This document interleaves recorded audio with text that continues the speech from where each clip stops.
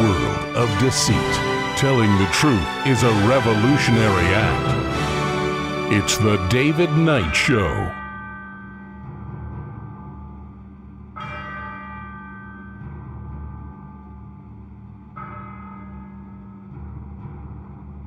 As the clock strikes 13, it's Monday, the 12th of January, year of our Lord 2026.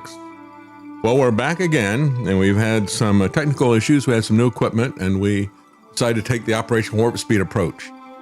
Let's just do it quickly and not test it sufficiently. So we had a crash, but we're back again. And as I said before, we're going to take a look at where we are in this country. Did we not learn anything from 2025? We learned a couple of things that are being repeated. First of all, no matter what Donald Trump does, MAGA and the MAGA media will make excuses for it. Secondly, the left and the right are both willing to accept complete erasure of all civil liberties and freedoms and go into an absolute police state if they have enough fear. Fear of a virus, fear of immigration, fill in the blank of fear. We'll be right back.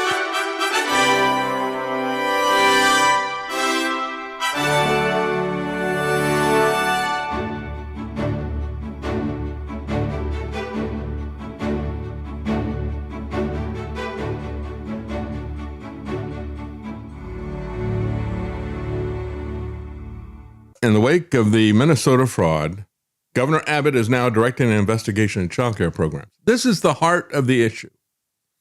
It's no coincidence that all this stuff is taking place in Minnesota, is it?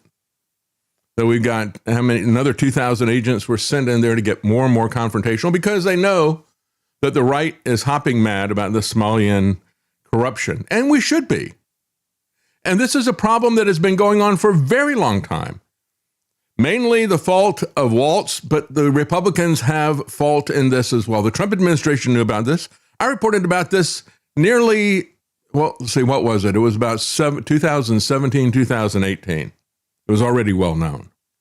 And you had people like Tom Emmer, the number 3 Republican in the House, the whip, is also from Minnesota. And he was meeting with people and telling them, yeah, it's racist to criticize the Somalians. Oh, we love our Somalians. Don't talk about fraud. And he even set up a Somalian congressional caucus. Well, I tell you, this audio is really harsh. I really don't like it. So far, at least 98 people have been charged, including 85 Somalians, for their role in an alleged fraud scheme targeting 14 high-risk Medicaid-funded services through the Minnesota Department of Human Services. And so they're beginning an investigation into Texas because this is what you do when you have fraud or crime. What do you start with an investigation. All crime prosecution should start with an investigation, and they proceed with the investigations. You get search warrants. Then if there's something there, you get indictments. Then you arrest people. Trump is like, well, arrest the people and we'll do the due process later. We've seen this kind of garbage before. We saw it in New York City. Remember Adrian Schoolcraft, who was talking about the corruption in New York City policing? He was a policeman whose father was a policeman. And he was very concerned about what was happening there. So they told us on Halloween, just go out and arrest a bunch of people. We'll figure out what to charge them with later. Are we seeing that now? At least in New York City, they didn't have them wear masks and drive unmarked cars and so forth. But this is the way that it ought to work. There should be a process, an orderly process, and that's all been skipped. Just like we skipped the testing for Operation Warp Speed. Texas has also been a target of billions of dollars worth of healthcare fraud schemes involving Medicaid. In July, 55 people involved in a $15 billion healthcare fraud scam were federally charged in the Houston area. The schemes collectively accounted for more than $177 million in fraudulent billings, $1.7 million in illegal kickbacks, and unlawful diversion of over 10 million opioid pills, said Ken Paxton in Texas. Charges included conspiracy to commit healthcare fraud, unlawful distribution of controlled substances, and violations of federal and kickback statutes. So in response, Trump has cut off $10 billion in funding to 5 Democrat states. the usual suspects: California, Colorado, Illinois, Minnesota, New York. And they're also funding a block of $2.3 billion will affect these states except for Colorado. Another nearly $1 billion, $869 million from social services block grant coffers is being kept from all 5 states. And this is part of the issue. There's this long chain of command, so many fingers involved in this, such a complicated, hierarchical, bureaucratic structure that it invites fraud. You know, I was talking about the election issue. One of the guys that was a consultant to the Trump organization in terms of looking at the election issues said that he contacted people there when he saw what was happening with the COVID funds that Trump was putting out. He said, this is going to be massive fraud. There's absolutely no controls for anything, any of this money that's going out. And they said, well, we haven't had any yet. He says, you haven't even started the program yet. You've only got the outlines of how you're going to run this thing. And it's guaranteed to have massive amounts of fraud, which we have seen as well. And so we're right to be upset about the fraud. But what they always do is they get everybody so hyped up about something, real or imagined. In the case of COVID, it was the imagined pandemic. Everybody got so hyped up about it, especially on the left, they're willing to accept any kind of draconian tactics.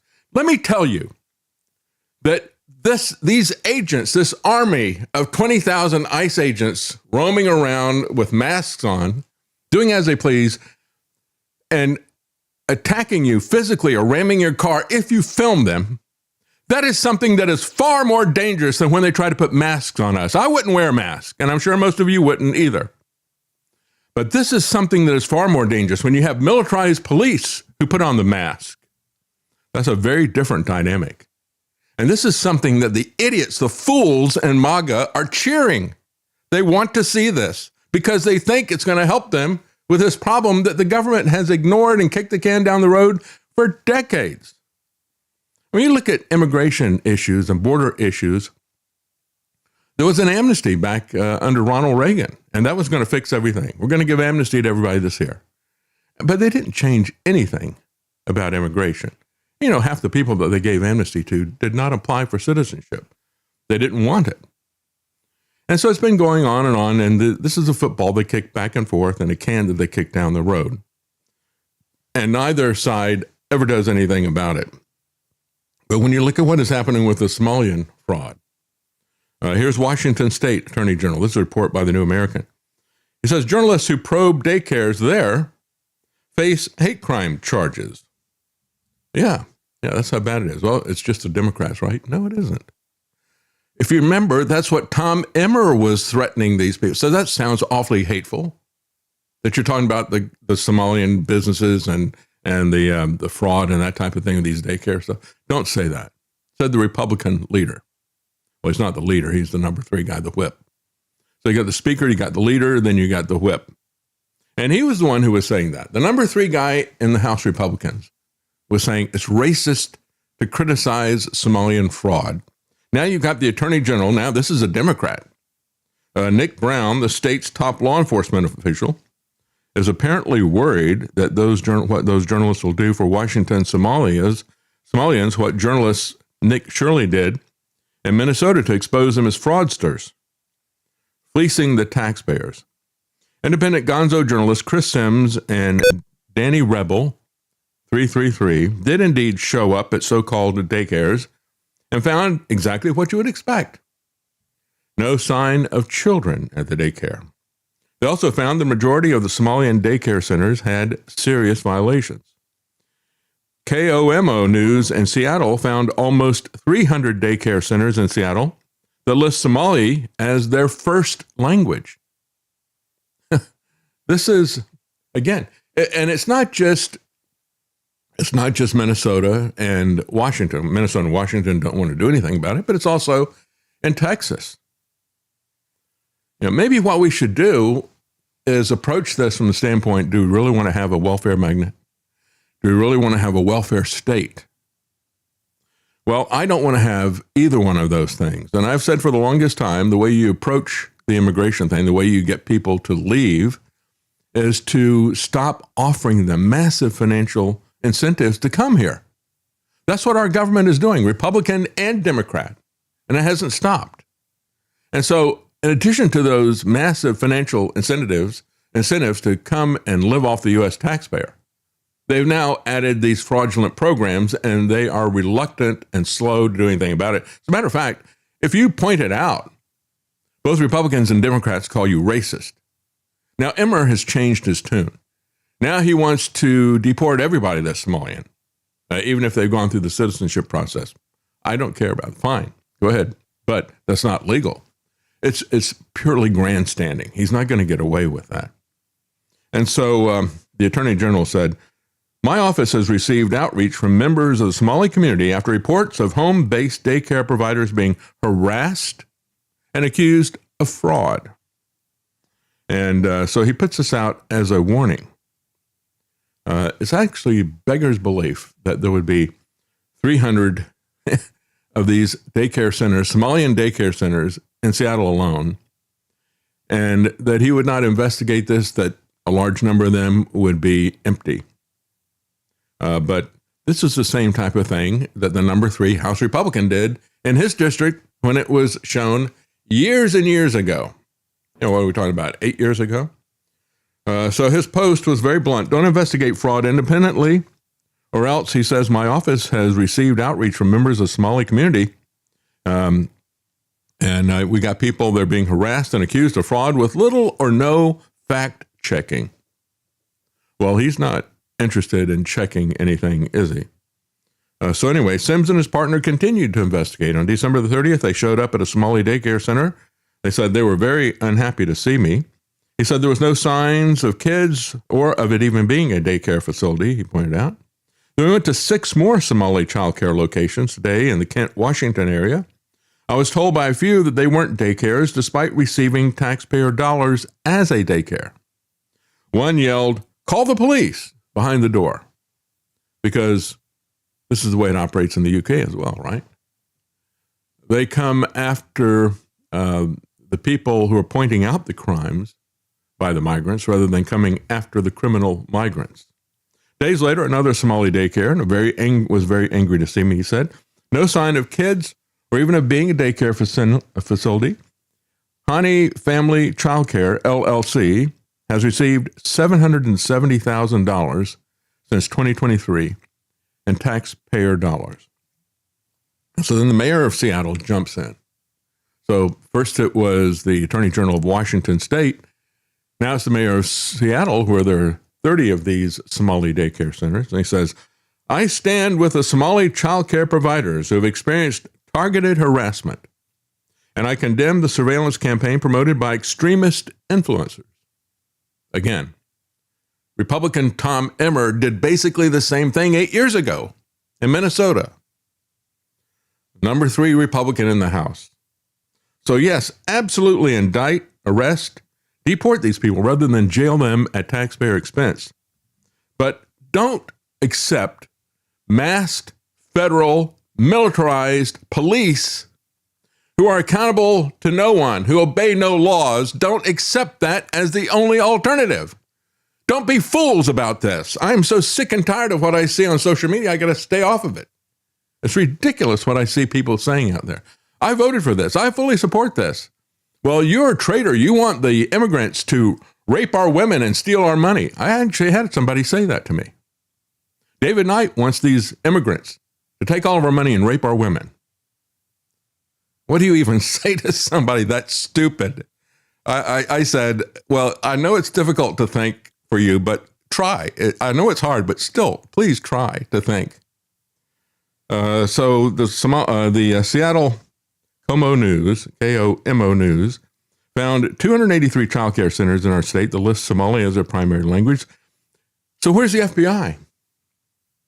Are they playing golf in Scotland like Kash Patel? The FBI would not comment on whether it was investigating fraud in Washington, and state child care officials offered a bland statement that crooks who rob the taxpayers have to return the money. Oh, they figured that out. The FBI has investigated, and that's what has to happen, right? Except they're completely AWOL as usual, unless it is something political that they can run for their political advantage. So So then the news reports, mainstream media reports, they say, they talk to one guy, he says, well, as a Somali and as a small business provider, we're really scared. People are afraid. Well, again, maybe you'd be happier in Somalia. Governor Rob Ferguson met with state and local leaders, including Somali community representatives, to discuss their concerns Monday afternoon in Seattle. So again, when you look at this, it is Republican, it is Democrat. They have both set this thing out while it runs rampant. And what we're left with now is a militarized police force from the federal government, centralized policing, militarized policing, no rules, no laws. Folks, this is being used like 9/11 was used to create homeland security. What was the purpose of that? Centralization of control, evading rules and laws of law enforcement. And what have we gotten from Homeland Security? Are we more secure? You think this centralized policing thing is going to work out? You think you're going to get these people taken out that you want? You know, they give you a problem. They offer you a fake solution that's only going to give you another problem in addition to not doing anything about the initial problem. It's just like the entire drug war. The drug war has done nothing. Not one single person has been kept off of drugs by force. You can get an overdose in prison. And so it has done absolutely nothing for the stated purpose. But look at how much it has cost us. Look at how it has corrupted law enforcement. Look at how it's corrupted our courts. Look at how it has destroyed the Constitution and the Bill of Rights, the drug war. And now it has metastasized into a full-on regular war, being used as an excuse by, and I think I'm going to start calling him this, Pepe Escobar, calls Trump the Neo-Caligula. I think that's a good way to describe him. He doesn't deserve to be called Caesar. Caesar was a smart guy. He was a disciplined guy. Trump is neither of those. He's a Caligula. He is a moral degenerate who is trying to move the levers of power. Trump is a Neo-Caligula, not a Caesar, and certainly not a king. He's an emperor wannabe. And so as I see the people out there on social media, I said from the beginning, Trump's ICE tactics were designed for not for immigration control, which I favor, but they were designed for confrontation and provocation. ICE is being used to foment a civil war. Both right and left are taking the bait. And like the cops who get in people's faces and scream at them, baiting them to push back so they can beat or kill them, ICE is being used as the institutional equivalent of cowardly schoolyard bullies. Now, when I put that up, I had people saying, I want the immigrants to rape people. I had another guy saying, well, I missed the part where Trump told the left to stalk them. No, he didn't tell the left to stalk them. He didn't tell the left to film what they're doing either. He doesn't want it filmed. These guys don't want it filmed. They want to wear their mask, and if you have a camera out, they're going to come after you. And we have seen this repeatedly. Shame on you. Listen, have y'all not learned from the past couple of days? Have you not learned? Learned what? What's our lesson here? You're not supposed to film me. What do you want us to learn? Following federal agents. Give me my phone. And he knocks the phone out of her hand. Yeah, don't you film federal agents. He knocks the phone out of her hand. Haven't you learned? Show me your hands. Obey commands. You're a slave. Get down on the ground. Kiss my feet. I'd rather die on my feet than grovel on my knees to these thugs. And you are a bunch of thugs. You get all hyped up with your militarized weapons and your body armor, and you go out looking for a fight. And if you can't find one, you're going to make one, right? It's hard to imagine if ICE worked this hard to find and arrest all the Epstein clients, right? Said one person. I absolutely agree with that. So,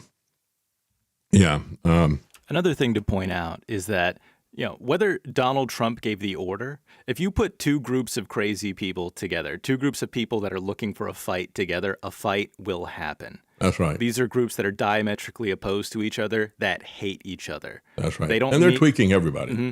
Yep, that's what This is a scenario where it is bound to become violent. It's an inevitability. That's right. And so we got all kinds of provocations happening, but especially from law enforcement. I blame them more than I blame the radical left protesters. We got the usual stuff. Oh, well, look, this group gets money from Soros and so forth. Really, I don't care. I just, Soros is bad. So is the federal government. This other group over here wearing masks, fully armed military armor, armed to the teeth with weapons and aggressively fighting people. That one is also funded by an evil organization. It's called the federal government. And so you got the Border Patrol doing things like this. Now, there's no sound for this. And so this guy gets upset. He just pushes the car out into traffic. And this is the kind of tactics these guys are doing. This other person over here in this car is following them. They really don't care. As one person says, this video, even though it doesn't have any sound, was all over social media. So I couldn't verify, but we have seen this type of thing happening before. And look at the way this individual is acting here. And I believe that is Border Patrol. Border Patrol agents are now ramming civilian cars, forcing them through red lights, driving away in Minneapolis. In this video, you can see an agent who has their bumper right up against the car, stopped at a red light. No emergency lights, no sirens to say, get out of the way. The agent then accelerates and physically pushes the car through the intersection with the light still red. The car turns, the agent turns, then the agent just drives off. This is not law enforcement. This is reckless, dangerous, illegal. Federal agents do not have legal authority to hit civilian vehicles, force them into traffic violations, or flee the scene. That is vehicular assault. Weren't we just told over and over again that use of a weapon is use of a vehicle as a weapon is terrorism? I think that's the way our government operates now, because terrorism is the use of force or the threat of force to achieve your social and political goals. I think that's what we're seeing here, terrorism.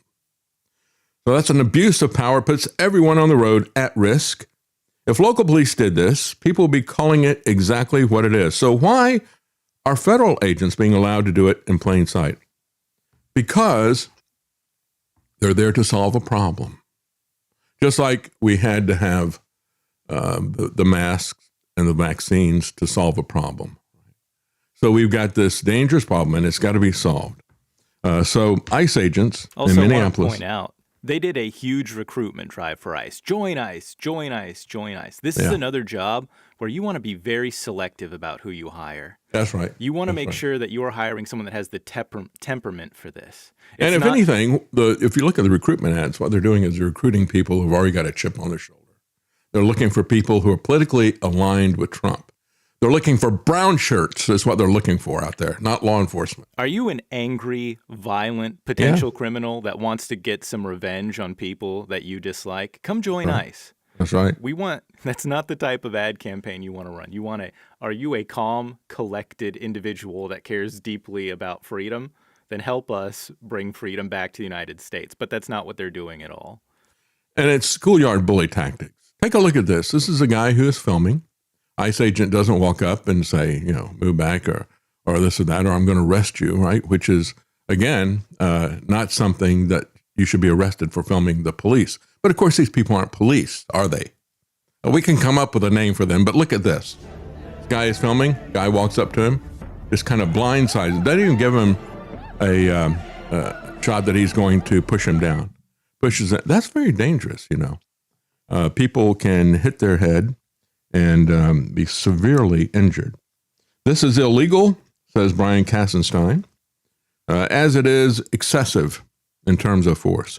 Courts routinely rule that throwing or violently pushing a non-threatening person to the ground for a minor obstruction is unconstitutional. The legal remedy here would be to pull the man away or gently push him or escort him away. But he doesn't do that because they've been trained to be bullies. The Bully Patrol, BP, Border Patrol. And then you have ICE, as instructed by Trump, trying to intimidate anyone who is filming. Look at this. We have your plate number. Did we? Radically, very dangerous to the public. There's a lot of F words in this. Did we get that? No? How you doing? Warning. You're interfering with our operations. Not You at could all. be arrested Not at under all. 18 USC 111. Nope, not We will arrest Not under you. the Constitution. You've been interfering Take with your our mask operations. off, you coward. Numerous Watch times. what you're doing, dude. Numerous times you've Not been interfering interfering. with our operations. Not interfering. Yes, you are. No, I am not. If you continue, Look how far they had to you walk. will be in handcuffs. You will be arrested. You will be 18 prosecuted. U.S. Code 111. Get that through your head, That's a dude. lot of numbers you just remembered. Yeah. Good job. I'm not breaking the law, and you know it. Yes, you are. Not breaking Oh, we the did. law, We did. and you know it. Never got in front of everyone. Never. One more time, and I will put you in handcuffs. Bro. One more time. Bro. Schoolyard Keep it up. bully. Step the up. Big man. No, You got all the no, guns, I'll stand right? right here, pal. Oh, you're a right tough here guy. all day. If I touch you, then you're gonna arrest me. Right all day. Yeah. These guys are no You are different than worthless. bank robbers. They're just Worthless. robbing us of money, but of our You are- right. You have no honor. Hold your dogs back. Robbers. Hold your Masked robbers. I tell you what, you can like me or hate me, you can turn me off, but I will never support that. And shame on the people who do. I work for a guy who did multiple documentaries about the police state, did multiple documentaries about how they're going to use militarized police in cities. Now he's cheering this stuff. Why? For money. For money. America watches one shooting and comes to two different conclusions. It's very true. That's Wall Street Journal headline. Some Trump supporters say his maximalist approach at home and abroad this week marks an overreach. It defines his character. He is a bully as well. So the question is, are you going to live in the land of the free or are you going to live in slave landia? And most people are more than willing, if they are hyped up enough, fearful enough, hyped up enough about a problem and become very fearful, they go begging to the government, put me in a mask, put those other people in a mask, arrest them, find them, take their job if they don't get the vaccine. Same stuff, just rhyming, right? History doesn't repeat, it rhymes. And here we are with Trump 2.0. And so, as I said before, this is not a choice of either an open border welfare state or a lawless fascist police state of a standing army of masked, militarized thugs and bullies, like you just saw there. That's not the choice, folks. There's a lot of different ways that this can be handled. As a matter of fact, let's just start by not financially incentivizing people to come here. Why, with all the noise and disturbance about drugs, why for years has the U.S. been giving massive amounts of money to the Colombian government, the center of the cocaine trade? Why is that? The only reason that got cut off was because he sassed Trump and taunted him.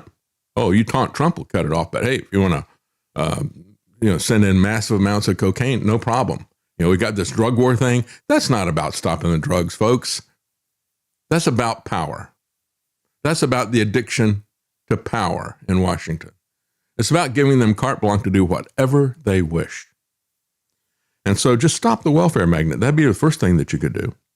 The Minnesota fraud scandal is just the tip of the iceberg, says Reason magazine. Medicaid fraud has been endemic in that state and at federal levels for decades, and it's not just Minnesota. And so we've known all about what was happening in Minnesota in the first Trump administration. You had high-ranking Republicans who were there, who knew about it, who called people racist, who complained about it. The outrage is justified because Americans are finally getting a concrete look at what happens when pushing public money out the door matters more than verifying the eligibility of the recipients, confirming services were delivered, or even ultimately being a good steward of taxpayer money. So again, what about Trump's massive COVID-19 financial fraud? Trillions of dollars, not billions. When you look at the massive fraud in Minnesota, that was billions of dollars. Trump's fraud was trillions of dollars. No one needed to be locked down. And then even if you accepted that premise, that false pandemic, the remedy for that, the training wheels for universal basic income in order to move the Overton window, his CARES Act and all the rest of this stuff, massively invited fraud, and we saw it happening. And some of that has been exposed, but not much of it. Minnesota is not the exception, but it is rather the example that Americans finally noticed. That's true. That's true. Medicaid fraud has been endemic in the state and federal levels for decades. Politicians haven't done much, even with scholars and journalists raising the alarm for on this particular case for over a decade, but it's been going on everywhere for a very long time. It's tempting to treat the Minnesota scandal as a morality play about managerial incompetence. And yes, Tim Walz deserves the blame.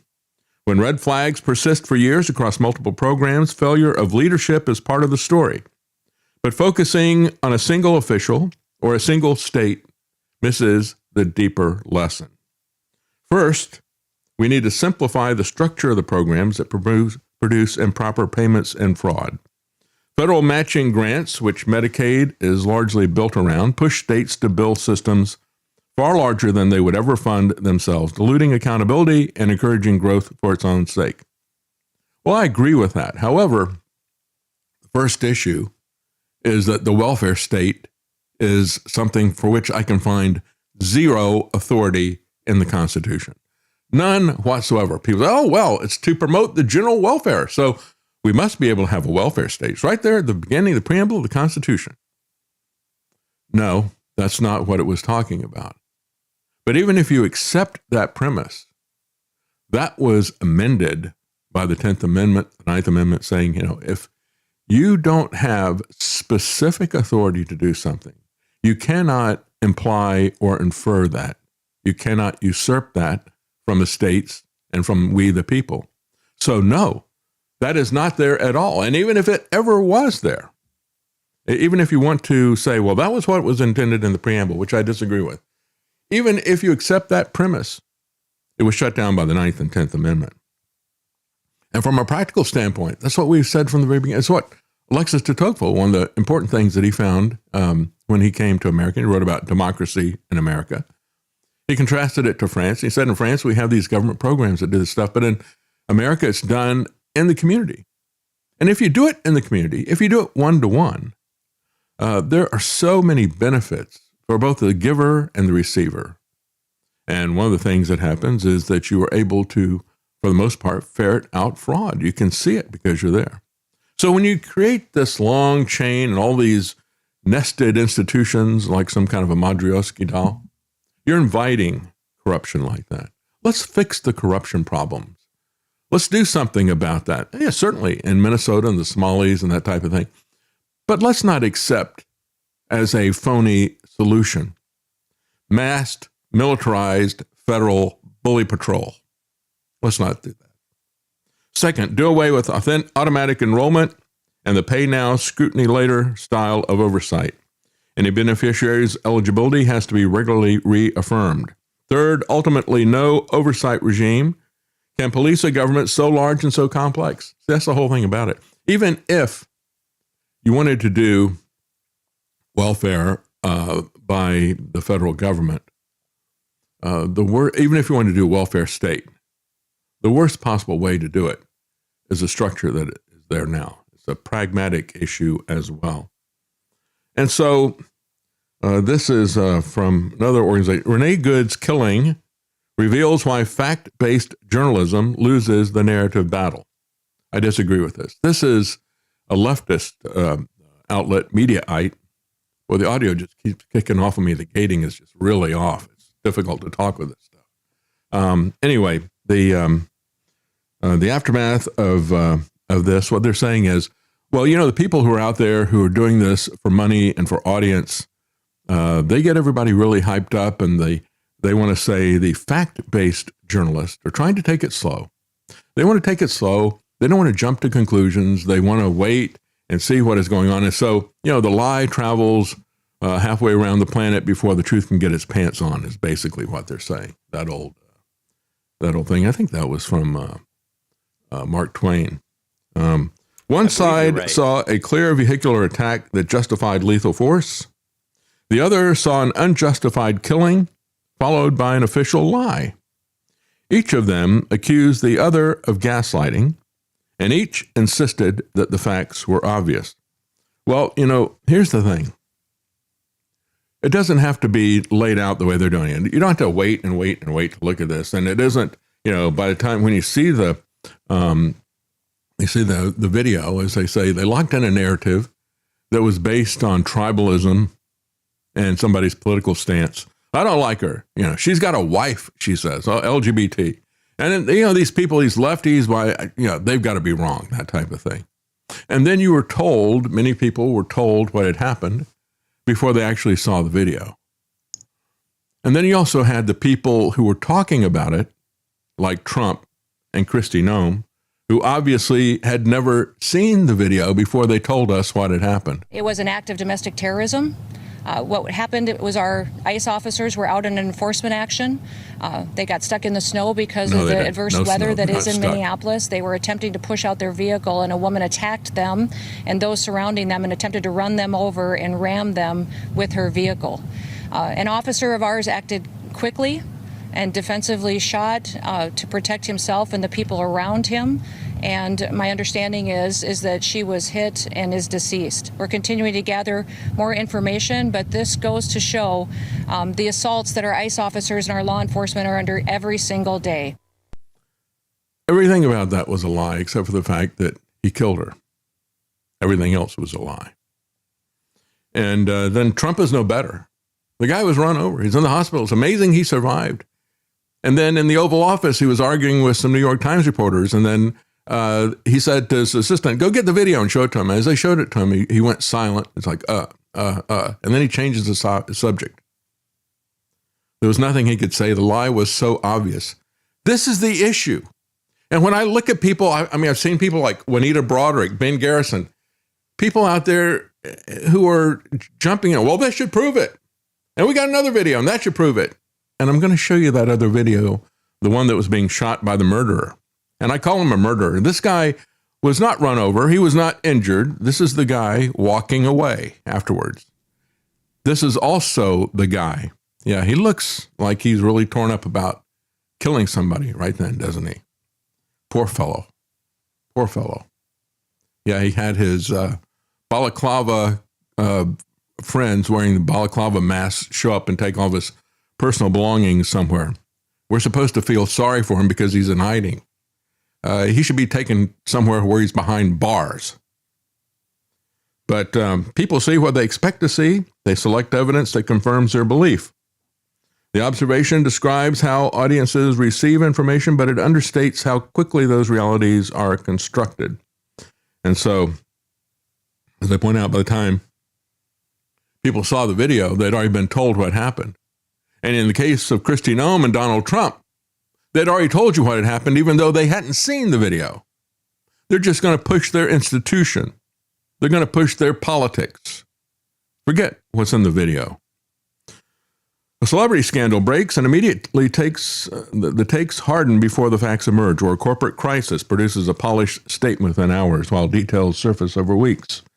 A police shooting is framed officially, or video complicates the story, and a large portion of the public never revisit their initial conclusion. If you say that you don't yet know, it sounds evasive, and video stops being evidence to examine and becomes ammunition to deploy. This is why I say, I look at these pictures that are put up, and one person put a thing up, it was the one from the side that I showed, where you could clearly see that the guy was shooting at her from the side and not in danger. And they said, please keep posting this video. We got to get the lefties to see what happened. I think we can see that he's standing on the side of the car and shooting at somebody who is not running him over, who had the wheel turned from the very beginning. She had the wheel turned. I think what the most likely explanation is that, again, she thought she was going to be arrested. She's waving people across. She didn't block the entire road, including the car of the guy who shot her. She was not blocking the car.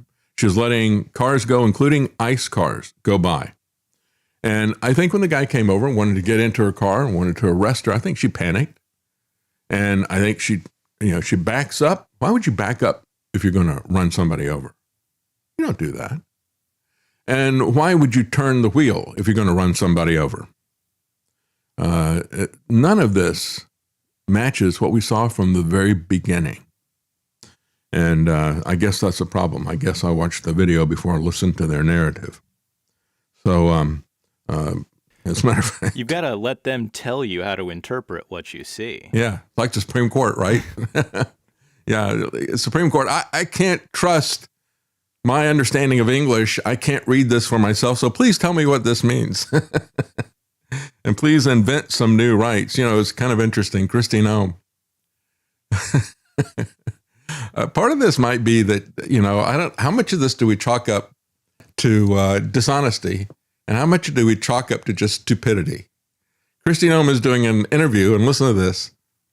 She says, we can't trust government. And the person says, but you are the government. That's what I'm saying, she says. I remember a time when Republicans were very careful about and worried about the government, particularly unelected people. Well, we can't trust the government anymore. Having access to personal data. Yeah. Oh, absolutely. You are the government. Yes, that's what I'm saying, is that the American people now are saying that we have had our personal information.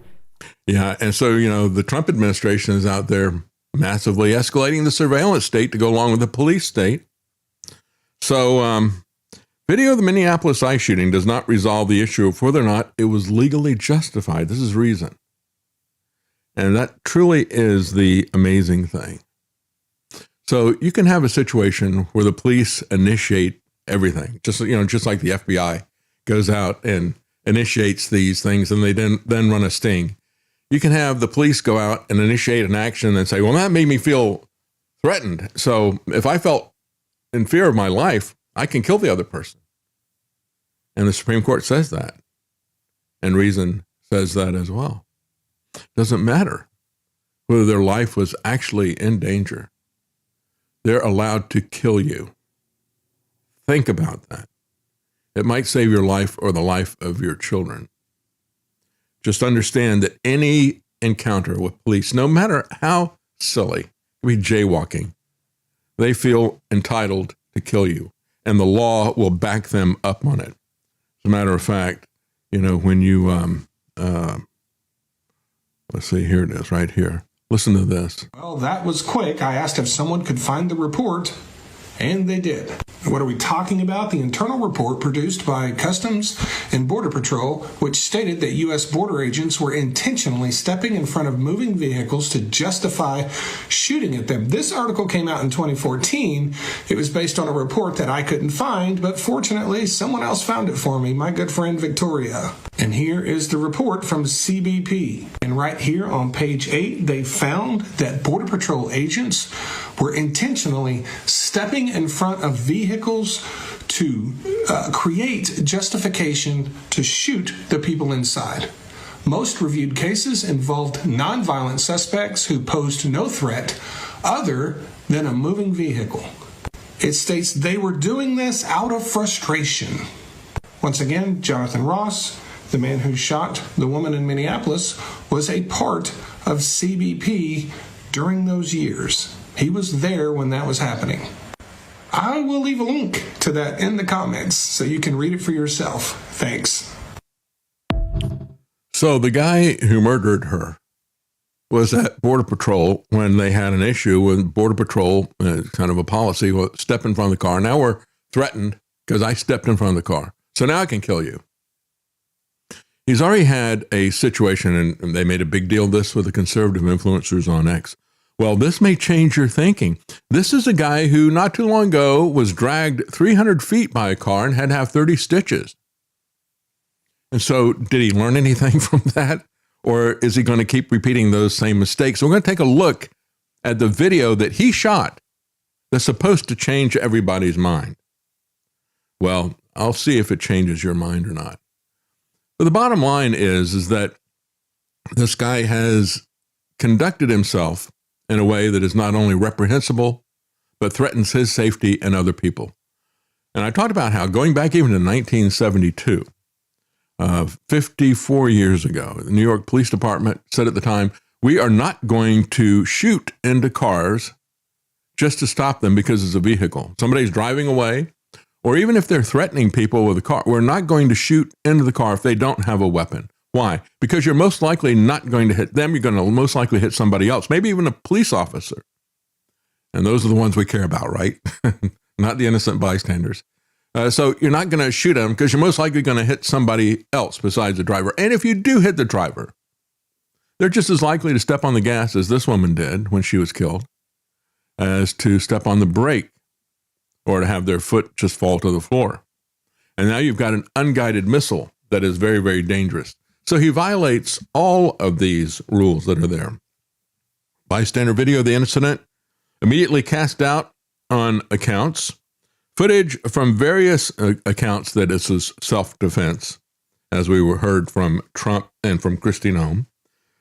This is reason. Footage from various angles appears to show the agent, later identified as Jonathan Ross, was not in the path of the SUV when he fired 3 shots at close range. The New York Times reported on Thursday the SUV did move toward the ICE agent as he stood in front of it, the Washington Post noted, but the agent was able to move out of the way and fire at least 2 of 3 shots from the side of the vehicle as it veered past him. And here's, if you take the freeze frames of the spots where you hear the gunshots, this is what it looks like. And a person did a graphic of this. You see shot 1, shot 2, shot 3. And what they did was to make it easier for you to see where this agent is in the bottom row there. They outline the person's body in green. And so you can clearly see that in shot 2 and 3, the car is passing him. He's well beside the car. And the other one, you can see that he is not really in front of the car. And that's one of the reasons why he wasn't hurt. It's one of the reasons why he wasn't knocked to the ground. I said from the very beginning, how is that just, oh, she ran him over? You know, and the lies that Trump told were repeated pretty much by other people like Juanita Broderick and others, you know, saying that, oh, well, you know, his life was in danger. And it's like, no, it wasn't. He was off to the side.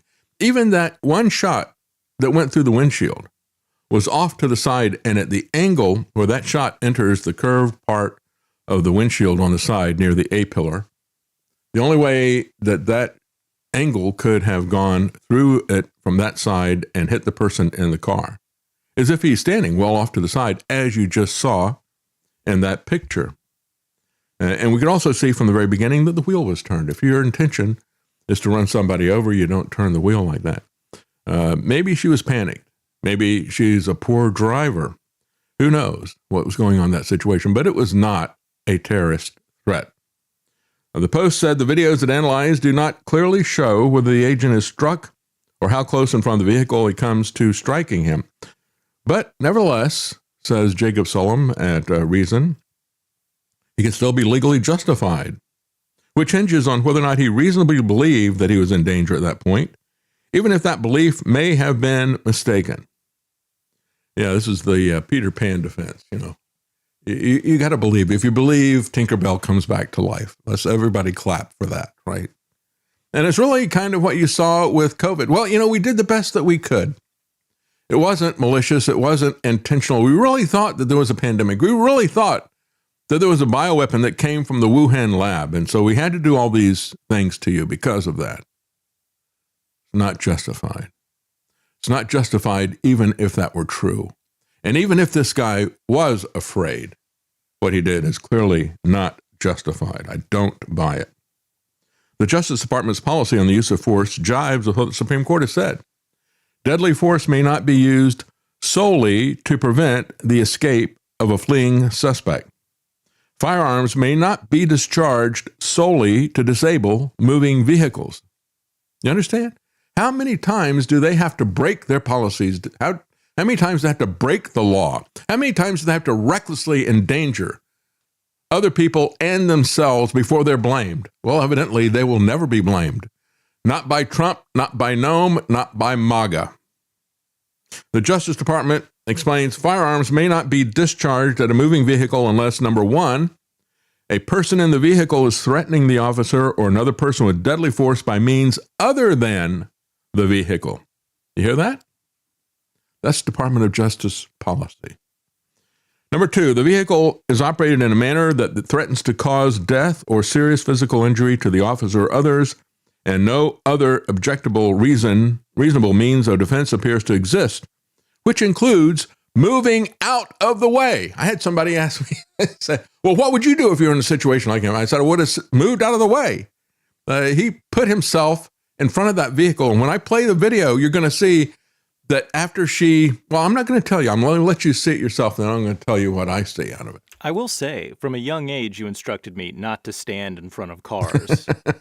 I got that lesson right around, 3 or 4, something like that.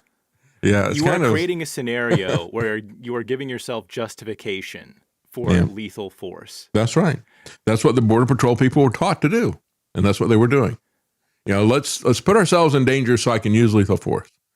And I'll just kind of get on the side here so I can quickly sidestep it. And if anything, I get brushed by it. But I can use lethal force because I'm really fed up with these people, right?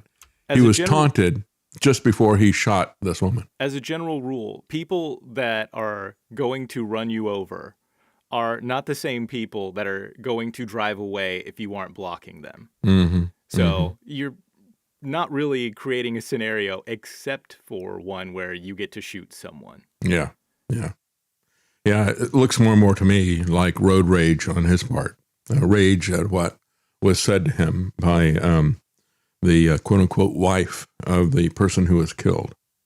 So again, moving out of the path of the vehicle would be one of the things that you can do. The circumstances of the Minneapolis shooting suggest that Ross violated that policy. It's kind of like when you look at the Pentagon policy, and it specifically uses the example of people who are shipwrecked, even if it had been a legitimate conflict, which it wasn't to start with. It really was not a conflict. There was nobody endangered by these people on the boats. They were not shooting at people. They were actually had turned around and were fleeing. They were shot. Then the military circles back and executes them in the water like a U-boat commander. And it was specifically because the U-boat commanders were doing that during World War II that it was put in as an example in the Pentagon manual. But now the Pentagon is under War Pete, and the Department of Justice is under Noem, and they probably don't even read the manual, and even if they did, they wouldn't obey it. Well, when the president does it, that means that it is not illegal. That's right. Or when the War Pete does it, or when the Kristi Noem does it. Local and state officials said Good was acting as a legal observer. They said at the beginning of her fatal encounter, her Honda Pilot had been positioned sideways on the street, blocking one lane of traffic for about 3 minutes. She repeatedly waved at ICE vehicles on the street, indicating that they should go around her. And they did, including the person who went around her, got out, and came back and wound up killing her. He says they also gave her conflicting instructions. One said she should drive away, while another told her to get out of the car.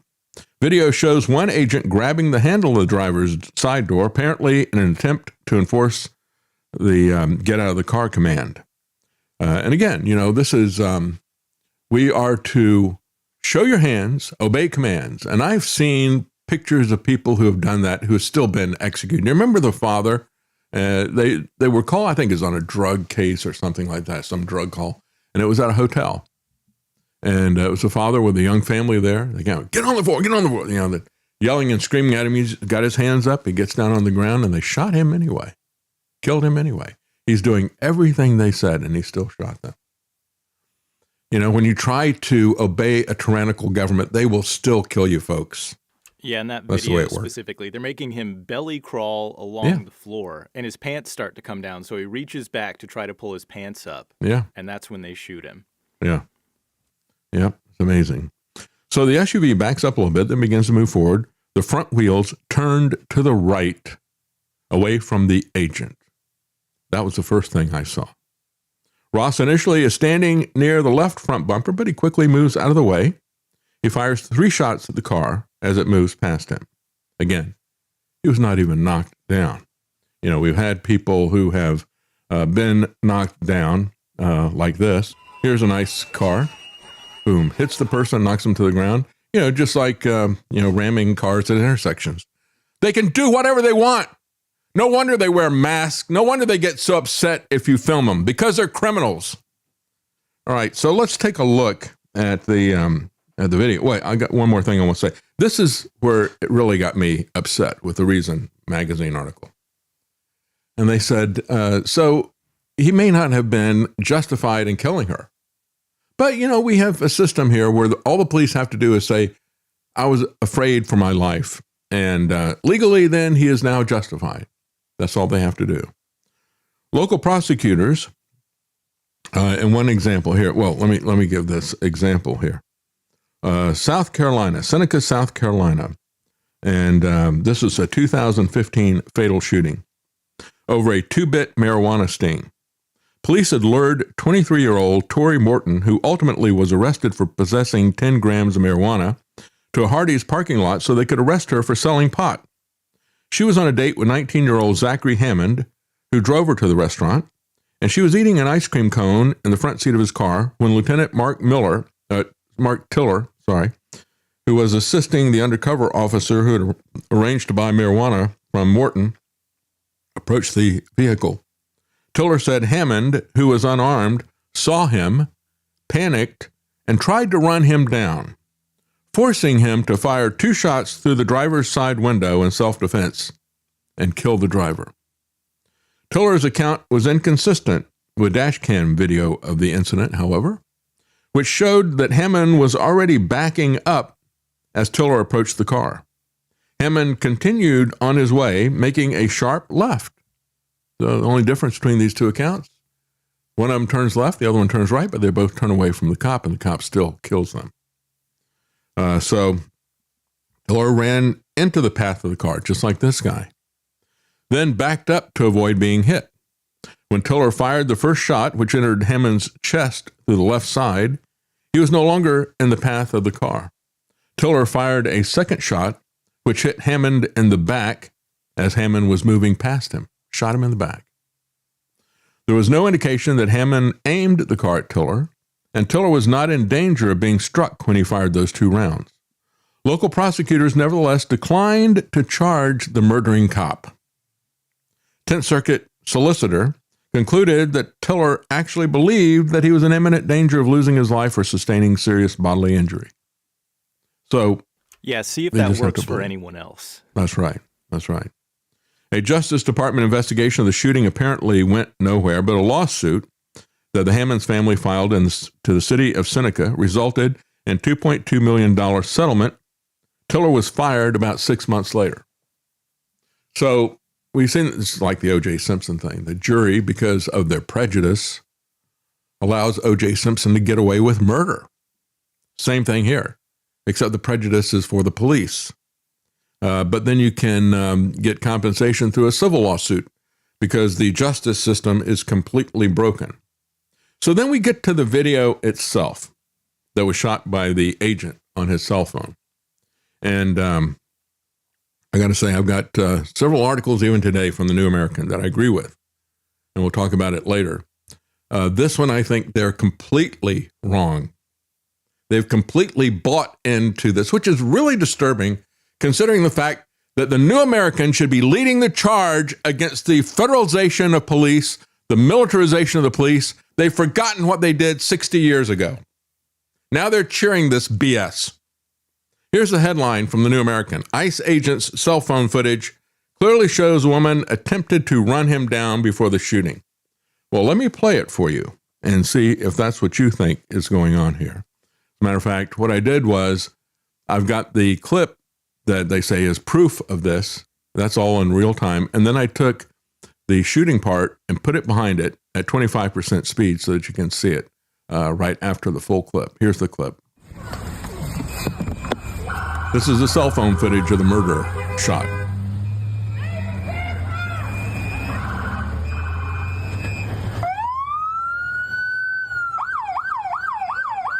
He just got out of his car because she just let him pass. I'm not mad at you. He said, I'm not mad at you. That's okay. We don't change our plates every morning, just so you know. It'll be the same plate when you come talk to us later. That's fine. U.S. citizen, former fucking country. That's her quote-unquote wife. You want to come at us? Who is taunting him. Get yourself some lunch, big boy. Go ahead. Out of the car. Get out of the car. Get out of the car. Whoa! Fucking bitch. Here it is, slow. Right, now look. She's looking off to the side. Now, as she backs up, she's turning the wheel before she even starts to move. But notice that when she stops after the backing, he runs up to the front of the car. Did you see that? Did you see that? Again, jumping in front of the car so he's got an excuse to kill her. She backs up, which is not what you're going to do if you're trying to run somebody down. She's clearly not an unhinged lefty, as InfoWars and others are trying to portray her. So she's backing up. You know, she just said to the guy, "That's okay, I'm not angry with you, dude," or whatever. She's backing up, and then even before she starts to move forward, she's turning the wheel to the right. He runs up as she stops, backing up before she puts it in gear to go forward. He runs forward to the car. You can clearly see that. So again, he's walking around holding the phone. He was able to get in front of the car. She's backing up. You can see that she immediately turns the car to the right, and then he rushes forward, and then backs up a bit as the car starts to move, and then starts shooting at her. And so, again, the way this is reported in the New American, it shows the woman's attempt to mow down the agent. Is that what you saw? Juanita Broderick, the New American, Ben Garrison, all say that she was trying to run him over. I didn't see that. I watched that over and over again. You should watch that yourself and see, is that really what is happening there? I mean, forget your frustration with the left. Forget your frustration with illegal immigration. Forget your frustration with Somalis. That's a different issue than if we're going to give a green light to cops to execute us, to create a system where they say, well, I was threatened by jumping in front of the car, by rushing forward to the car. That's what I saw. Maybe I'm blinded. I'm sure people will say that. I just got to go with what I saw, and I'm not going to deny what I saw. I don't engage in doublethink. I know what I saw. So again, the woman looked at him and accelerated, knowing that she would hit him. No, she was turning the wheel before she even stepped on the gas, and she didn't accelerate. It'd be the easiest thing in the world. If she wanted to run the guy down, she could just stepped on the gas and gone forward. Why would she back up? None of that makes sense that we're being told by the conservatives. Trying to escape an apparent arrest, the woman accelerated toward the agent. He shot her 3 times and killed her. They failed to mention from the side. From the side, he shot her. If she was running straight at him, she could have killed him. The fact that she didn't is the key issue here. So when DHS claimed self-defense, the mayor said that was BS. Tim Walz then called it propaganda. Yeah, when Kristi Noem says that they were stuck in the snow as they were trying to get their car out of the snow, she tried to kill them with the car. Yeah, I think that's lies. I think that's BS. I think that's propaganda. I think Trump saying the man was run over, had to be hospitalized. It's amazing that he's still alive. Yeah, this guy right here. It's amazing he's still alive, isn't it? It's amazing they still believe Trump's lies. That's the issue. Democrats repeatedly called the shooting a murder and a cold-blooded killing, said the New American. Well, let me say, I am not a Democrat. I called it murder and a cold-blooded killing from day one. As a matter of fact, that was my title of the show last week. Personally, it's not what we put up, but I put ice cold murder. That's the way I saw it from the very beginning. But I'm not a Democrat and I'm not a Republican. And I don't subscribe to either of their visions for America. I don't want a welfare great replacement from the Democrats, and I don't want a militarized police state from the Republicans. And that's what both of them are offering us. I reject both of those false choices. Isn't it amazing that they always come up with 2 choices for you? They never say there's a third option, right? Let's go back to the COVID thing. Even if that had been true, we didn't have the option of, well, you stay locked up and masked up and isolated and all that until we can get a vaccine rushed out to you. That's the only option that's going to be allowed. Can't have anything else. Can't have ivermectin. Can't have HCQ. And you have to believe that this is a threat, number one. Number two, nothing else will be allowed. To me, that was the biggest tip-off, especially since I knew they'd been practicing that very scenario since 2 months before 9/11. So it isn't that they're stupid. They know what they're doing. And I stand by what I said. I think this is deliberate. I think this is deliberately trying to push us into civil war. And we're getting there faster all the time. So again, the New American puts in, the wife, quote unquote wife, Rebecca. And I understand, I don't believe in same-sex marriage. You know that as well. That's a different issue. I also don't believe in killing people who do that. And I believe that a government that has no rules, no law, no oversight, that attacks people who try to look at what they're doing. I've seen this over and over again. Oh, you're not allowed to see the COVID data. Oh, you're not allowed to see the climate data. You can't see the raw data that I based all these policies on. Well, then you're lying if you're trying to cover up this information so hard. And so I have seen this type of thing happening over and over again. They'll always go to an ad hominem attack. And it's very easy to do that with this individual. They're a different tribe. We're not the LGBT tribe. So let's kill those people, right? And I knew that this would blind a lot of people. Oh, well, she had a wife. It would blind them to the police action.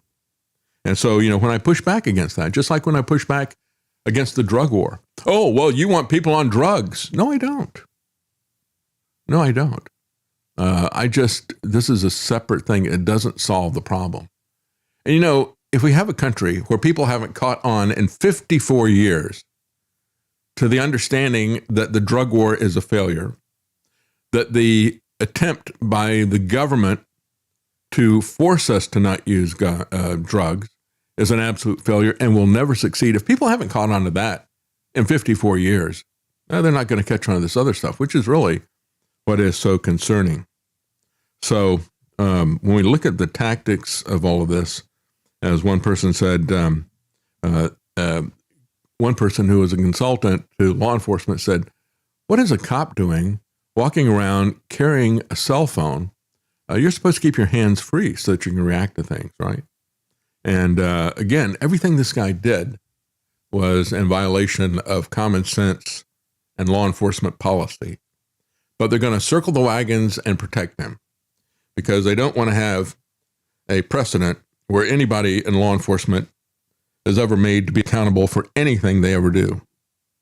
As they point out, she doesn't look like a domestic terrorist. She's smiling. She's saying, I'm not mad at you, just before he killed her. But the quote-unquote wife was, and was taunting him. So Noem calls it stalking. ICE officers and agents approached the vehicle of the individual who was blocking the officer in with her vehicle. And they're impeding ICE by photographing them. Yeah. They've been stalking and impeding their work all throughout the day. Well, if you're not doing anything wrong, law enforcement, you ought to be okay with being observed in public. These are the people who are putting flock cameras everywhere. They've got cameras everywhere to record us. I had this same discussion with a TSA agent. Remember that, Travis? We went through two separate lines and they were going through Travis. So I pulled out my phone and I started photographing what was happening there. And the guy got really angry with me. How dare you photograph? I said, look around here. Do you see there's cameras everywhere? You're being photographed all the time. Why is it that it bothers you that a member of the public photographs you, right? But they believe that they are allowed to know everything about us. We are not allowed to know anything about them. Does that bother you? That bothers me. That is, I think, very dangerous and foolish. So the bottom line here is that I've got one more that I want to talk about before I get to the bottom line. I know I've been going on for a long time here. Eric Peters. I looked to see what Eric Peters had to say. Good, Eric. Can always count on you to be principled and consistent. Eric Peters of Eric Peters Autos. He got it right. I mean, I have seen, Alex Jones did documentary after documentary about the police state. And he's opposed to it when it's Obama. But when it's Trump, He's cheering it now. He did documentary after documentary about fake wars and regime change, but now he cheers it because it's Donald Trump. Eric Peters is going to stay true to principle. He said, there's a tragedy that's behind this tragedy. And I couldn't say it as well as Eric, so I'm going to read you what he wrote. He said, people have generally taken sides, yet again, with regard to the shooting death of the woman in Minneapolis. But the thing to understand is that we're all on one side now. It's the side of those who face summary execution by armed government workers if we, quote unquote, resist in any way. This resist encompasses attempting to drive away, which is what the woman who was shot to death was trying to do. Quote unquote conservatives, many of whom manifest a dog-like admiration of armed government workers, which is hugely strange given that they say they are very leery of government. You know, Kristi Noem says you can't trust the government. But you are the government. I know, that's what I'm saying. You can't trust me. No one, especially me. Yeah. So he says the murdered woman bumped the armed government worker, but was never in any danger of being run over. And it is pretty clear that the woman was not trying to run him over. If she had been, she would not have turned her wheel to the right. She would have driven straight ahead. And we knew that she'd turned her wheel to the right before we got the cell phone video from the guy, because we could see it from the back angle. You could see her wheel was turned. You know how that works? Have you ever driven a car? You know, why does somebody back up in the turn? She's trying to do a 3-point turn, and she's not a very good driver, but shouldn't be executed for that. She just wanted to get away. Yet for failing to obey, in other words, this is the ultimate crime in any authoritarian system, as evidenced by how severely it is punished. This is why I got so angry about that video that was put up by that one guy. He said, show your hands, obey commands. It's like, what are you talking about? I put all that stuff together from They Live. You know, he puts the glasses on, everything he sees is obey, submit, all the rest of this stuff. That is the ultimate crime in any authoritarian system. You know, I've been in traffic court more times than I would like to have been for speeding tickets and things. And I got to tell you, I saw people who had dozens of drunk driving convictions let go, which I think is the most dangerous thing anybody can do in a car, bar none. And they were let go. Yet the person who was there driving without a license, they hammered that person. A year in jail. It's about authority. It's not about safety.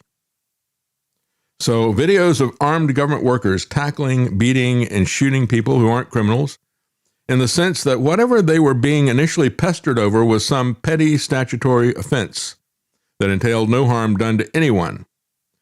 A man, it gives an example and a link to it, a man ordered to get down on the ground. Now, this is IDF, Israeli Defense Force tactics, beaten over jaywalking. But his real crime was not to obey the orders, right? How about a turn signal violation? Anything is like this. This is like, again, we need to understand what is being put in place by so-called conservatives. They're not trying to conserve the rule of law. They're not trying to conserve the Constitution, the Bill of Rights. They're not trying to conserve freedom.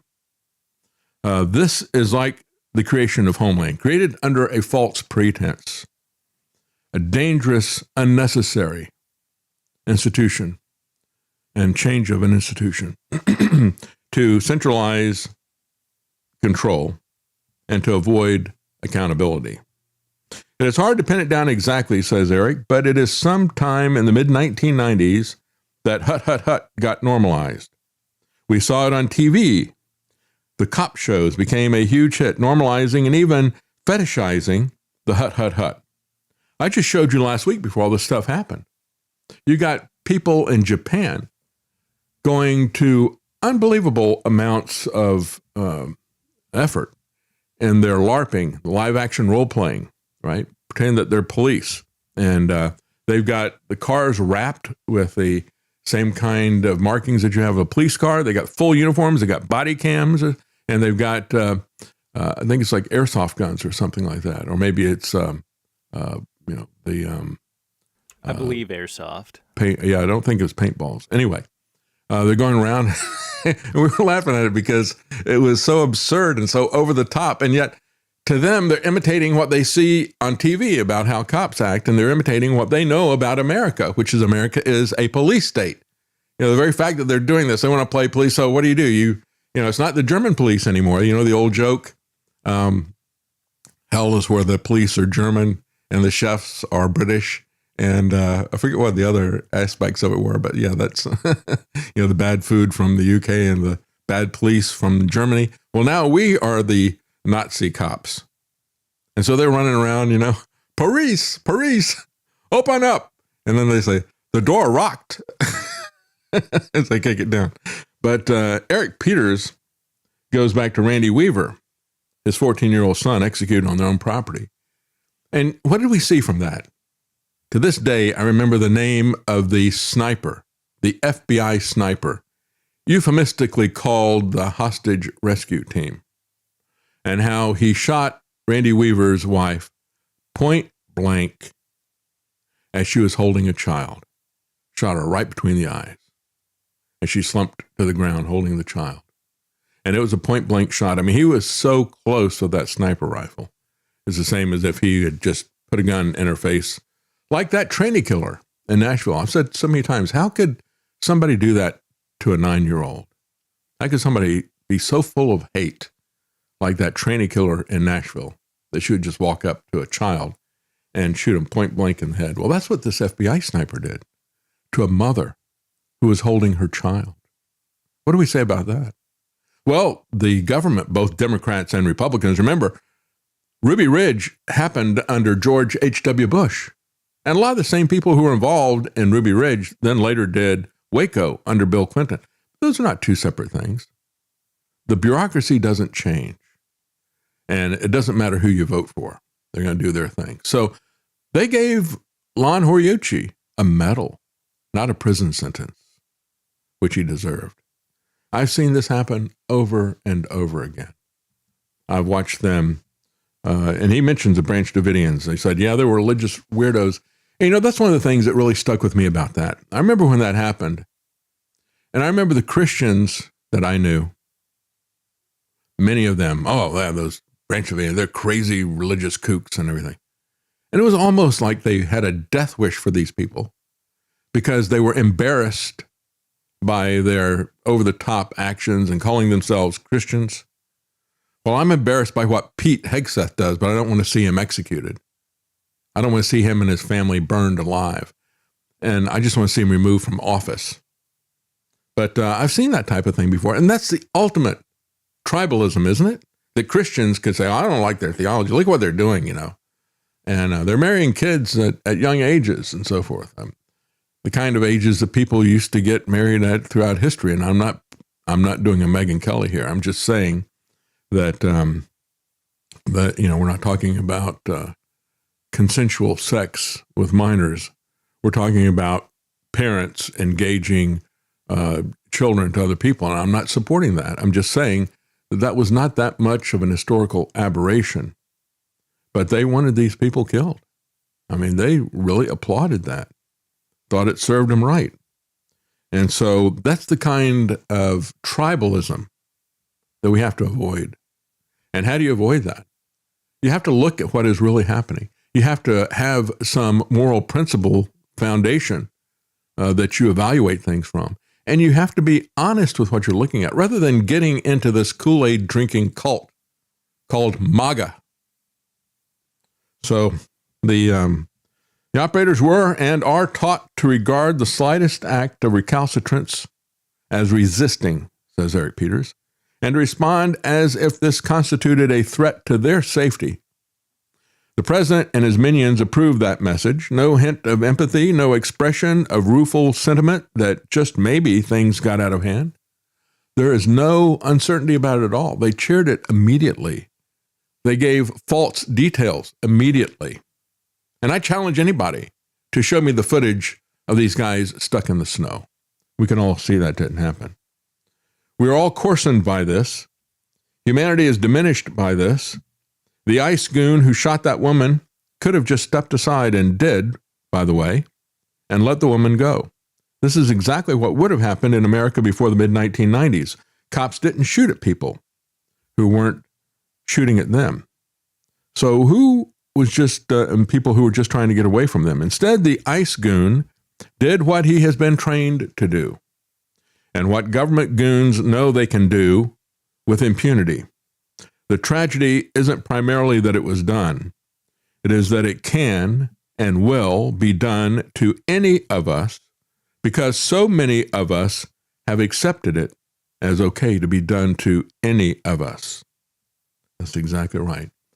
They've all been trained not only to, be Barney Fife, but they fully arm and armor them up and then send them out to push people. So again, Kristi Noem, I thought one of the best exchanges of this was that Kristi Noem and Jake Tapper, and he brings in January the 6th. And I said that from the very beginning. And when you look at this clip of Kristi Noem and Jake Tapper, you see the tribal blindness, I would say, of them both. Jake Tapper is hopping mad about J6, and he thinks all those people ought to go to jail for life. And the peaceful protesters as well. Understand that, there's so many, in a nutshell, you had people show up, and I knew it was going to be an entrapment, and I warned people to stay away from it. I was fired because I called it a grift, because Alex was funding it and making money off of it at the same time. And so when you look at what happened with it, there's a lot of evidence to show that the police escalated and even initiated a lot of this conflict, which is what I said would happen. And then as some people, not all people, some people fought back, you had the police then, that's where these guys start their coverage, the people who are fighting back. And so now we should take everybody that was there. And that's what they did for 5 years. With the help of Bank of America, for example, the Biden administration went after everybody that was there. Even if they weren't there, even if they were just in the general area of Washington and were conservative. They looked at their political background. They looked to see whether they owned guns or whatever. Not that they had guns or they were a threat to anybody. But they just looked at all that stuff, and they came after people, and the punishment that they had, even for the people that were violent, even for the people who were destructive of property, was cruel and unusual punishment. But they lumped everybody together. The conservatives are doing the same thing now. They're lumping everybody together, and they're giving carte blanche to law enforcement, quote unquote, to do whatever they wish. And Jake Tapper is blind to that, just like Kristi Noem is blind to that. But listen to this exchange. It's not working. Can you do it? There we go. Well, I think our hard drive may have just failed. So great. Okay. Yeah, we changed everything late last night and didn't test anything. Okay, that's fine. We won't play that there. Let's just go can we take a break? I don't know. Just give me a minute. This is wonderful today. Yeah, thank you. The hard drive is the thing that's causing the issues, which is actually an old piece of tech. So I feel threatened. I'm going to start shooting here in a minute. All right, give me just a moment. Okay. Should I sing a song for you? I don't know. Even our green screen thing is not working apparently. So, sorry, folks. I think our hard drive is dying. I'm working on it. Give me just a moment. Well, let me continue with some of this stuff. I'll just read you the transcript. I've got that here in front of me here. So Noem tried to insist that there was no double standard. So first they began by saying, those law enforcement officers are being physically attacked. Tapper said of the January 6 officers, by this standard, would any of those officers be justified in shooting and killing the people causing them physical harm? Well, they actually did that. Isn't it interesting? Ashley Babbitt shot in the head by a guy that he was not in danger of his life. And of all the people that he could have felt threatened by, why would he pick out a woman to shoot in the head? Now, Trump has defended her. He's called her a patriot. He said very bad things ought to happen to this guy. He called him a thug 3 times from July of 2021 to most recently 2023. And yet, when it's on the other shoe, simply nothing has changed except the issue that they're fighting over. But the way that law enforcement engages people is exactly the same way. And so for Ashley Babbitt, she was not a threat. And but the people who disagree with her politics want her killed. Just like the people who disagreed with this woman named Good. They disagree with her politics. They disagree with the fact that she's LGBT. They want her killed. It's just that simple. And that's what's really concerning to me. When you look at the grassroots and how everybody wants civil war. I mean, they want somebody killed simply because of their political beliefs, simply because of their lifestyle. They want them killed. And so Noem said, yeah, but they know that when people are putting hands on them, when they're using weapons against them, when they're physically harming them, that they have the authority to arrest those individuals. Well, yes, you do. But do you have the authority to just shoot unarmed people in the head? Tapper quickly pointed out that Trump views the two situations very differently. He said the president pardoned every single one of those people. Noem tried to insist that there was no double standard. Tapper said, I just showed you the video of people attacking law enforcement officers. Undisputed proof, undisputed evidence, and I just said Trump pardoned all of them. And you said that Trump is enforcing all the laws equally. It's not true, he said. There's a different standard for law enforcement officials being attacked if they're being attacked by Trump supporters. We just saw that. Now, he's right about that. But Jake Tapper also has a different standard. He wants to see people, if they are Trump supporters, he wants to see them punished, but he doesn't want to see other people. Look, we have to support the right to peacefully protest, or we lose all free speech. I mean, we've got Israeli billionaire Shlomo coming over here and saying, yeah, we're going to have to destroy the First Amendment to save it. And we got to create a database, and we got to rank people based on what their belief system is. And that's exactly what has been happening over this last week. You see people ranked based on what their politics are. And guess what? If you're down at the bottom of their ranking because they don't like your politics, you should be killed, summarily executed. So it's more even than just the issue of whether or not law enforcement can do whatever they wish. So again, over and over again, Trump had celebrated Ashley Babbitt. And then over the weekend, you also had Jesse Ventura speak out. And he was very, very angry. And one of the things you notice about Jesse Ventura is that he is really, even though he's an independent, he is a hardcore Democrat in terms of his beliefs. And that came across in his video, in his rage about January the 6th. However, he is right when he looks at the police state that is happening now. As he said, he kept referring to Trump as a draft dodger, rich white kid, and all that is true. But he said, I went to Vietnam, and he talked about when he was in another adjacent country, when they declared martial law, and he goes, what do you see with martial law? You see military troops on the street with fully automatic weapons.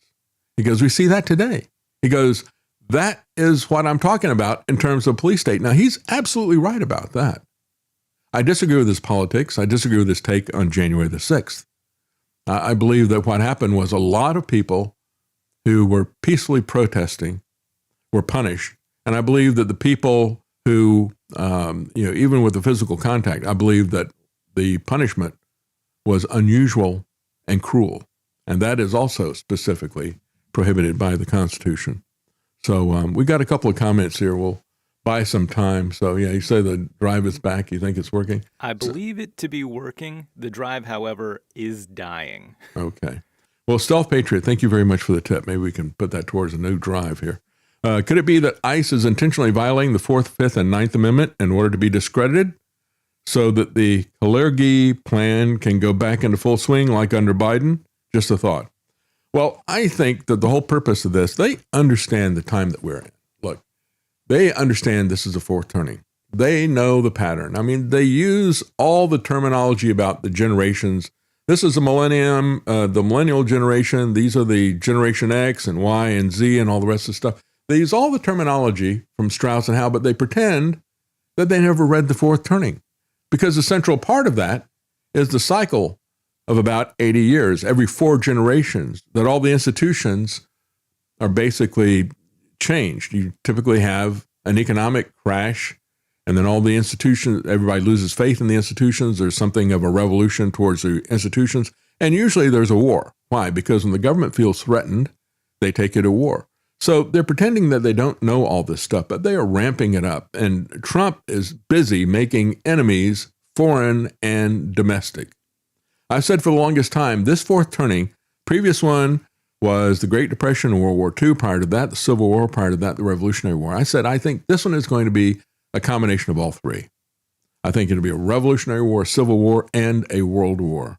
And he's working very hard to make that happen. As a matter of fact, even when you look at his insane plans about Greenland and all the rest of this stuff, even as, the rhetoric just keeps escalating to the extent that now Denmark and the UK are saying, oh, we got special forces that we're moving to Denmark and all the rest of this stuff. I don't think it'll happen that way. I think he will take it over. I think he'll take it over by just moving a massive number of troops there, which, again, I always said, if you think that there's a defense issue, a national security issue, you've already got a treaty that allows you, we've already got a military base there. We had a lot of military bases there. We had a lot of people. They've taken that all down because nobody believed that it was necessary for national security. But if you're going to maintain that it is necessary for national security, you could put all the troops back tomorrow. And he could occupy that country. And he's working very hard to try to bribe the people in Greenland $100,000 each. How much is your freedom worth to you, right? Not 30 pieces of silver, but how about 100,000 American fiat dollars? How about that? It's like continental currency. And he wants a continent. That's exactly what he wants. And it is the plan that the technocrats have had since 1938. If you look at what he's wanting to do, it's exactly what they wanted to do. They wanted to unify everything from Greenland to the Galapagos Islands. They want it to all be one big technate. They want to unify North and South America. And that's what he's working on. I believe that really is the issue. Yeah, those are going to be our tortoises, and don't you forget it. Yeah, Marky Mark, thank you for the tip. He says, how can anyone see anything besides what happened?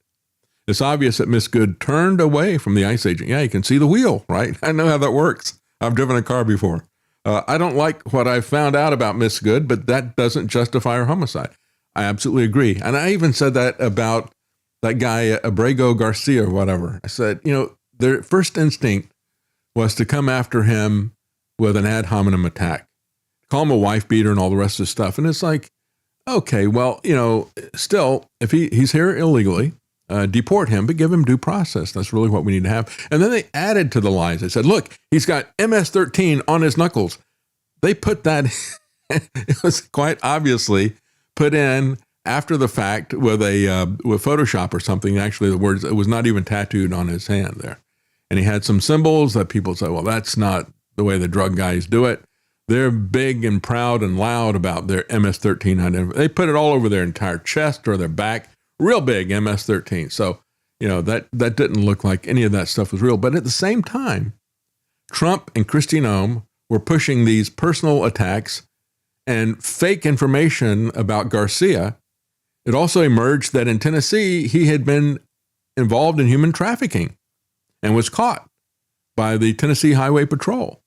He had half dozen or 8 different guys in the car with him, none of whom spoke English, none of them were citizens. The car that he was driving belonged to a guy that had already been caught and convicted of trafficking, human trafficking. And the Biden administration let him go. And they let this thing go on and on and on. And the conservatives, not just Trump and Noem, but all of the quote unquote influencers that were out there, kept doing these ad hominem attacks on Garcia, rather than pointing out the fact this guy really was associated with one of these trafficking gangs. And I think he really was. Nevertheless, he still needs to have due process. And I said it's because if you skip due process, you wind up turning our own government into the most dangerous possible gang that you could have.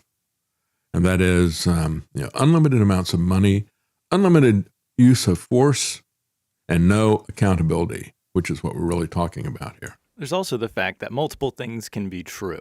Yeah. This woman can be an obnoxious liberal scumbag Yeah. that none of us would want to be friends with, that none of us would want to have their policies put into place. That's right. And this guy can also be a thug. Mm-hmm. But change, you don't want to give up the rule of law here. A Syrian girl says she's not very bright. You saw how that reporter reminded her she was the untrustworthy government, and it went right over her head. Yeah, we're talking about Kristi Noem. She really does. And she's so dense that she bragged about shooting her own dogs and thought that was going to be okay with the public.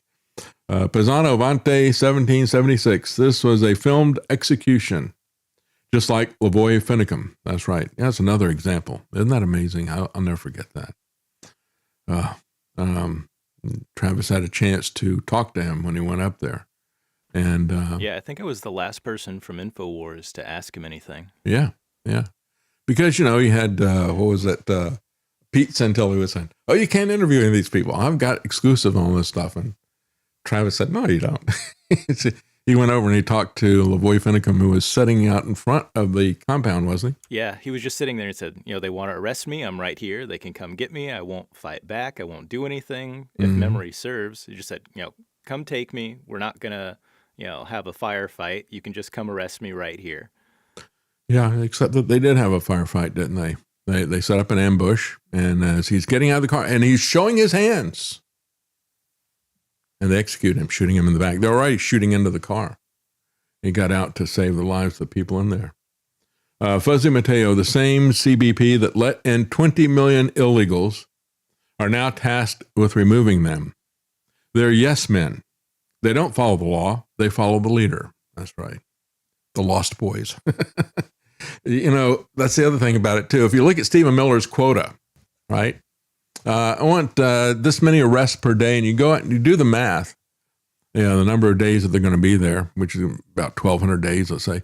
If they were following that quota every single day, they would only get about 3.5 million of the 20 million that they brought in. So, again, it is not worth turning our country into a police state for Stephen Miller's quotas. Guard Goldsmith, Liberty Conspiracy. Good to see you, Guard. The problem of ICE is root caused. Centralized authority over freedom of association, meaning that it sometimes sees the president push migrants into the U.S., and sometimes it sees Trumpist police statist invasion of states. That's right. It's whatever the policy is, they will follow it. As the other person said, yes, man. Trump Burger says, feds get mad when you don't lick the boot. That's right. And even if you do lick the boot, the future is the boot stomping you in the face forever, says Orwell. As one person said, it's really getting tired to keep using this phrase Orwellian when you talk about the new things that Trump does every week. But it fits. If the boot fits, wear it. They'd say, I guess. New Republic Rising, 83. If you watch the video, you can see him observing the rear of her car, looking at the swag and sizing her up. It looks to me like that's when he decided to execute her because he didn't like her. Yeah, he obviously did not like her. And the other woman didn't do anything to help that. So again, when I kind of wonder what kind of a face he was making when the woman he killed said, hey, it's okay, dude. I'm not mad at you. I mean, was he scowling at her? Why did she say that? I don't know.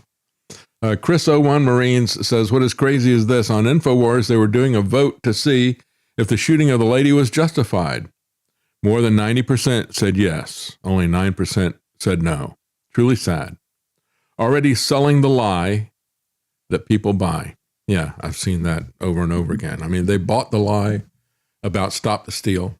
They bought the lie that it was sugar water, that it was Trump's vaccine. It wasn't bad like Gates's vaccine. They bought the lie that, yeah, you can, buy the InfoWars mask and all the rest of this stuff. 2020, I saw Alex deny everything that he had ever pushed in his life. Come on, you can take the vaccine. It's just got aluminum and these other things of formaldehyde in it. It's a little bit of adjuvants in it, but you can take that. And he had talked a great deal about the harm of just ordinary vaccines for the longest time. He had opposed wars. He had opposed militarized, centralized, federalized police. He abandoned all of that for Trump because he wanted audience and money. And you can see how that works out. I mean, it is a business model. It's not investigation.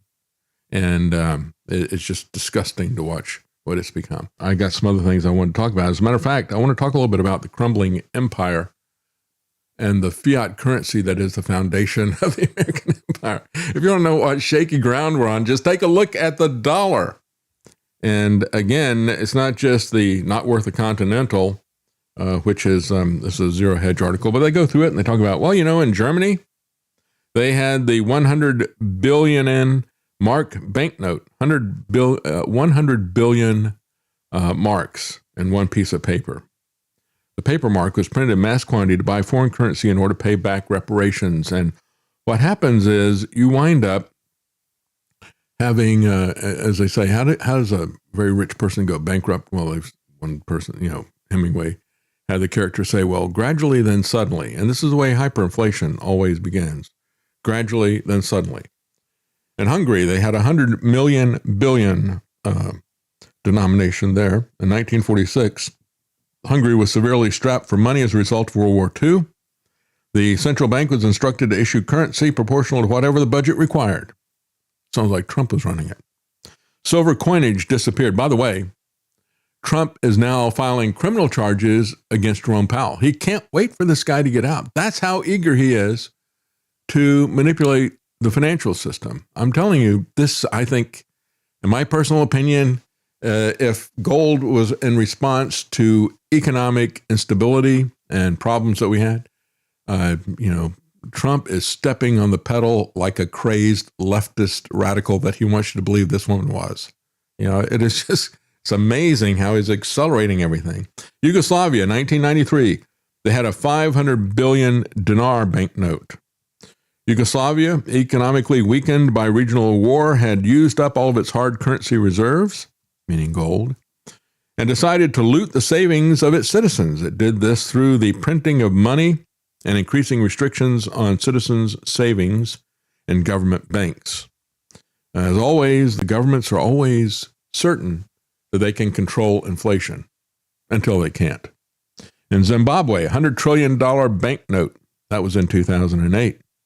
Their civil war emptied the country's treasury. In the beginning in 1998, Mugabe took land and other assets from white farmers, redistributed them to less experienced black farmers. Food exports plummeted, prompting Mugabe to print more currency.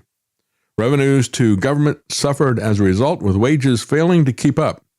Hospitals and schools developed chronic staffing problems because nurses and teachers could not afford bus fare to get to work. The capital of Harare was without water because the authorities had stopped paying the bills to buy and transport the treatment chemicals. By 2008, prices were doubling every 24 hours. So there's a lot of different paths that political leaders can take to destroy a country's economy through hyperinflation. But leaders who follow the standard checklist of the most common components to collapse can generally be assured that the economy will be destroyed. So what are these? And he's got 5 different things. See how many of these apply to us right now. First checkbox, war. It can be a major war, or it can be a perpetual small wars, one after the other. Second one, depletion of gold reserves. The third one, excessive debt. I think we clearly check all 3 of those boxes, especially the debt one, thanks to Trump. A devaluation of the currency. Print massive amounts of currency to diminish debt. Quantitative easing. And Trump has just taken it upon himself to do another form of quantitative easing, purportedly to help the home mortgage market, because every time they cut the rates, it wouldn't help the home mortgage market. People would say, well, these rates are going to be inflationary with the kind of deficit debt that we have here. So if it's a long-term mortgage, I'm actually going to go up. So when they would cut the rates, it had exactly the opposite effect on home mortgages. So he's going to do it directly, right? And then the 5th and final one is the loss of control of inflation. So I'd say that we have checked 4 out of 5 boxes of that. As this person points out, most of the world has done the first 3 or 4 of those boxes. and is reaching the tipping point at which the fifth one kicks in. The fifth one, hyperinflation, never is actually anticipated by governments, and it always occurs suddenly. Always. And so, as it points out, in 1787, America's founding fathers took the highly unusual step of enshrining in the Constitution a control to assure that private banks would never again create fiat currencies because of their experience with the fiat currency of the Continental. The 1792 Coinage Act provided for a coin of the land, the American eagle, which was to be made of gold. The interesting thing is that the silver certificates that they've had, the gold certificates they have long since disappeared. But we still have U.S. gold eagles being minted. And the eagle has the same purchasing power that it did in 1787. 1 ounce of gold purchases the same amounts of goods as it has throughout history. Gold, in essence, does not go up and down. It is the standard by which currencies go up and down. Over the course of history, there have occasionally been anomalies in which gold is down for a brief time, or it is overbought and a bubble briefly occurs, but gold is like the seas. It has tides, but like water, it seeks its own level, and it invariably continues as the standard of value. And that's what we're looking at right now. You know, as we look at the massive debt that is out there and the things that Trump is trying to do in terms of Venezuela, there's no way that he's going to be able to run that country or rebuild the oil industry that's there. He had a lot of the usual suspects in a lot of these big oil companies, and he browbeat them on Friday to commit fortunes into building an infrastructure in Venezuela. Yeah, Chinese have been there for a while, but as we've seen in so many different examples of the Chinese Belt and Road Initiative, they would come in and say, we're going to build this infrastructure for you. And the infrastructure would be flawed, not functioning, and yet you would still be on the hook to the Chinese to pay for it. And that's basically what they're seeing. They said, you can see how shoddy the infrastructure is from space in terms of the amount of methane that is coming up from Venezuela. What that tells you is that there's inefficiencies, there's leakage, and all the rest of the stuff. And they said it is incredibly bad what is there. And then to that, you add the geopolitical risk. I should not say geopolitical, but the political unrest that is there, and the fact you have these collectivos that are going around stopping people and looking for anyone that they think is sympathetic to America, and especially for American citizens. Are the oil companies going to send their people in that kind of a situation? Can they trust that an American government is going to provide security for them for a long enough time that they can get their investment back? The only one that actually made any concrete commitment was Chevron, which never left in the first place. Exxon got out, and all the other oil companies got out, but Chevron stayed. And as a matter of fact, if you go back and you look at it, it's interesting that these people who are financial backers of Trump, like Singer, who stands to gain a lot from the normalization of relations for Chevron, they've committed to a lot more investment and increased production, but nobody else is really looking at that. And it's going to be very difficult. He's actually making it more difficult for them to go back in and rebuild the infrastructure, because now there's going to be a guerrilla war. What Trump has done, everybody, this is so old now, right? We're not talking about Venezuela too much anymore because now we're talking about the shooting. But it's only been a couple of weeks and everybody thinks, oh, everything is fine now. We've decapitated the leadership there in Venezuela, so to speak, and we're now in control. And as a matter of fact, I think I talked about it last week, the fact that in Russia, you got hardliners like Alexander Dugin, whose daughter was assassinated by Ukrainian spies. And he's a real hardliner on Ukraine and all the rest of the stuff. And he, as well as some Russian politicians, say, why isn't Putin kidnapping Zelensky? And then over the weekend, we had Zelensky and the UK Minister of Defense. The UK Minister of Defense says, we should kidnap Putin. See, this is the effect of the Trump precedents. He's making the world a much, much more dangerous place, both domestically and internationally. He's creating conflict where none existed before. We never had any problem with Canada before. He's created this stuff out of thin air, making enemies, making, turning the apple cart upside down. I'm all for change in terms of a better deal for America, but I'm not for just coming in and turning everything upside down, which is what he did with his stupid tariffs. And I got to say that his geopolitical politics are just as dumb as his, Stephen Miller is just as stupid when it comes to geopolitics as Peter Navarro is when it comes to economics. And their politics are very destructive of American interests. If you want to say American interests are the American people, it's very destructive for farmers, for small businesses. It has been horrific in terms of what it has done. The number of small businesses that are going out of business, and it's not just in America. Same thing is happening in Germany as well. Small businesses are dying at a rapid rate. So you see this happening across the world as the debt is stacking up across the world. And so I think we're just going to stop the feed because we can't get anything to play.